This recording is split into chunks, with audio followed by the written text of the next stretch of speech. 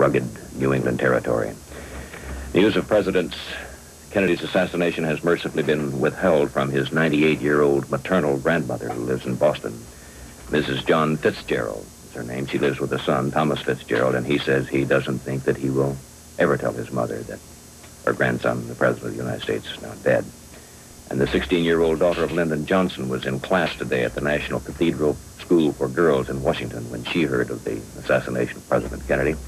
An aide to President Johnson said she told the school principal to release her to nobody but to the Secret Service. And the aide, Miss Willie Day Taylor, went to the Johnson home to be there when Lucy, the daughter, arrived. A moment ago, we showed you some film that was made last night in Houston, Texas, when the president arrived there, and we had excerpts of a speech that he made. We have some more now, film made in San Antonio, and if we're ready, somebody indicate to me.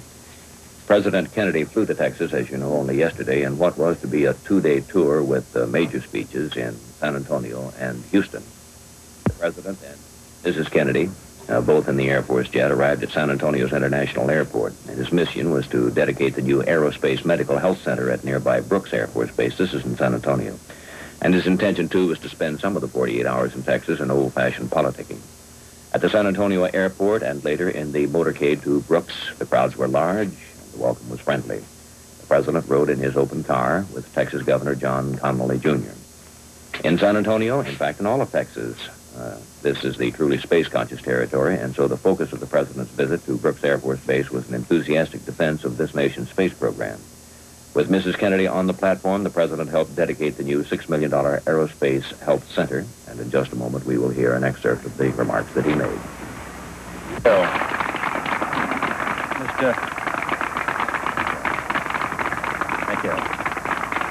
Mr. Secretary, Governor, Mr. Vice President, Senator, members of the Congress, members of the military, ladies and gentlemen. For more than 3 years, I've spoken about the new frontier. This is not a partisan term, and it's not the exclusive property of Republicans or Democrats. It refers instead to this nation's place in history, to the fact that we do stand on the edge of a great new era, filled with both crisis and opportunity, an era to be characterized by achievement and by challenge.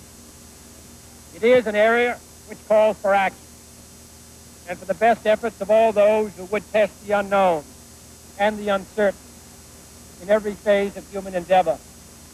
It is a time for pathfinders and pioneers.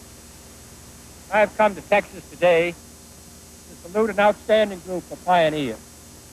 The men who manned the Brooks Air Force Base School of Aerospace Medicine and the Aerospace Medical Center. The United States' effort in space was a major issue in the 1960 presidential campaign that resulted in the election of John Fitzgerald Kennedy to the White House.